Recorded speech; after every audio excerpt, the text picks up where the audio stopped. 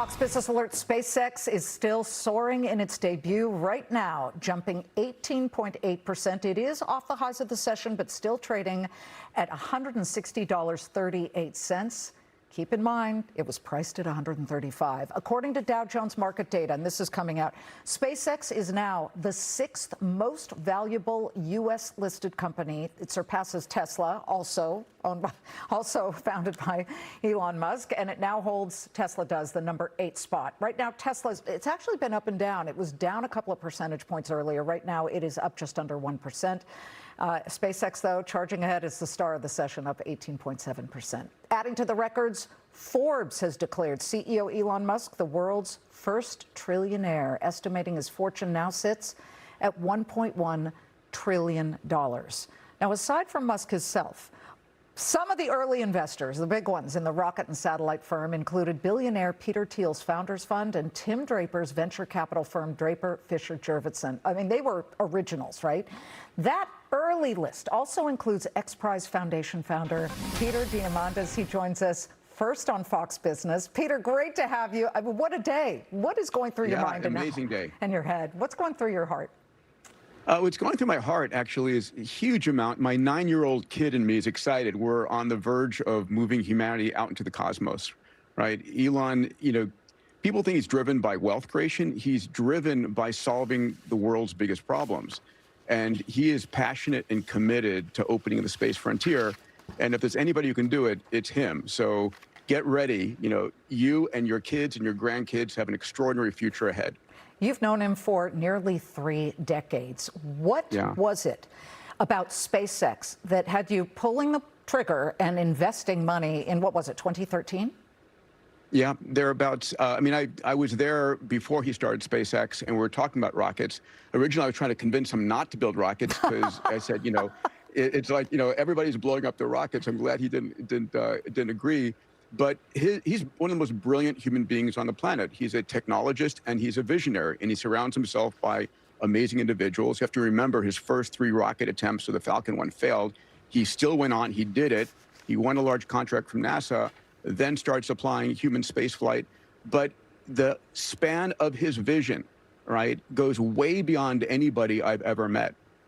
People are, trying to price this as a normal tech company. It isn't a normal tech company.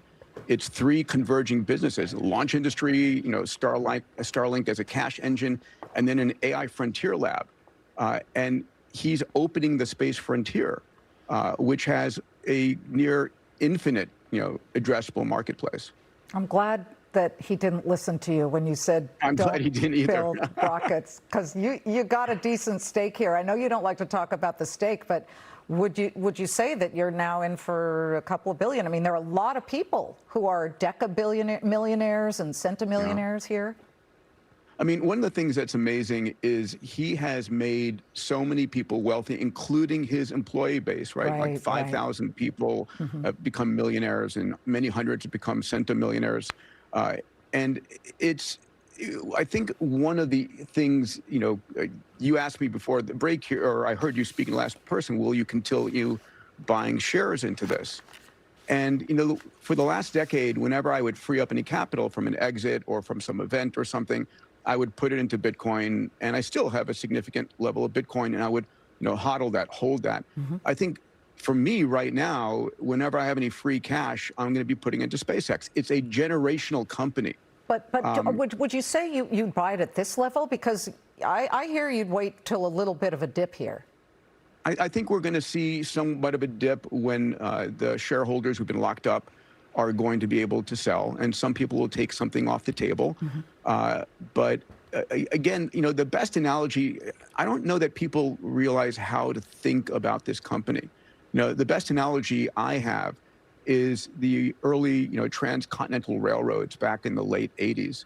You could have valued them based upon, passengers going on the railroads. But the fact of the matter is they're valued by the towns they opened, the mines they opened, the farms they served. And that's going to be the same thing. Layer on top of that, the single most powerful technology that humanity has ever invented, AI, is going to be, SpaceX is going to be the hyperscaler delivering hundreds of gigawatts of AI to the planet. And we're in this hyper exponential period. Elon calls it the supersonic tsunami coming our way. So coming our way, it's kind of here, Peter. Yeah. And I'm really, we've been showing video of how these rockets go up into space and then land and are reusable. It is just, I mean, a moonshot that actually became reality. But as you said, you remember the tough days, and it wasn't easy. Yesterday, we had employee number 1, Tom Mueller, on, and he touched upon that. I want you to hear what he said. Listen. Sure. Yeah, it was really hard early on. We had 3 failures in a row, and we would, the company probably would have failed except that we had another rocket ready to go. We didn't have enough money to build another rocket, but we just happened to have one. And within 8 weeks after our last failure, we launched again and made orbit and saved the company. And like I mentioned earlier, then we really got regimented and started flying Falcon 9, the rocket that's currently flying, and it's been the most reliable rocket in history. So it really all came together, and now look where we're at now. We're a $1 trillion company. But it was a white-knuckled ride, Peter, and as an investor, it's really important, I think, to point out a couple of things. Number one, the launch business is still losing money 22 years later. But as an investor in these things, and you, of course, with the XPRIZE, this takes a long time, but what are you looking at now? What's the next SpaceX, not necessarily in space, but the next moonshot that you are backing? So, I'm backing companies in the AI arena. I'm backing companies in the synthetic biology arena, an amazing company called Colossal. In fact, Ben Lamb, the CEO there, reminds me of Elon in a world-class CEO where you're building living products. We're going to transform every single industry. There's another company called Lilas Biosciences at MIT and Harvard that's building a scientific superintelligence that's coupled with a robotic 100 million square feet of lab space. The AI intelligence proposes the experiment, the robots run the experiment, the data comes back, and you run this open loop, discovering new kinds of medicines and materials. And we're heading into a new global economy. And so when people hear, $1 trillion valuations, can it possibly go up? The answer is yes. Wow. You think it'll be the first $10 trillion company, SpaceX? I think we're going to see a merger of SpaceX and Tesla 100% within the next year. I am betting on it. There's so many reasons for Elon to do that. And it's now that they're a publicly valued company, combining them is a lot easier. Elon's never enjoyed running both SpaceX and Tesla. In the early days, he wanted to find a CEO for Tesla and focus on SpaceX. Never found somebody that met his goals. But now being able to do that, and in the combined company, he will have majority, decision-making authority and ownership.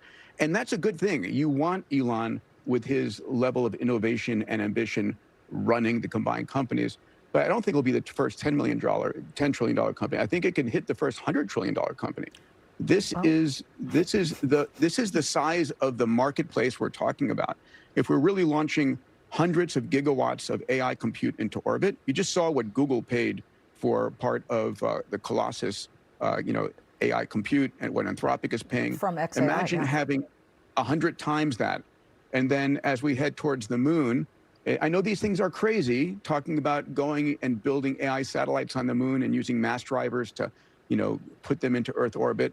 But listen, everything that SpaceX and Tesla and his other companies are doing today were crazy before. He's got a track record. The best predictive power on an individual is their track record. And he is consistently, not always on time, but consistently implemented everything he's committed to doing. He has willed many things to happen. Peter, can you stand by, because we want an early investor in SpaceX, to bump up against that last trade on the closing bell. So can you stick around? Sure, hold on, of course. Okay, stand by. Peter Diamandis, and we're going to count you down to the last SpaceX moment.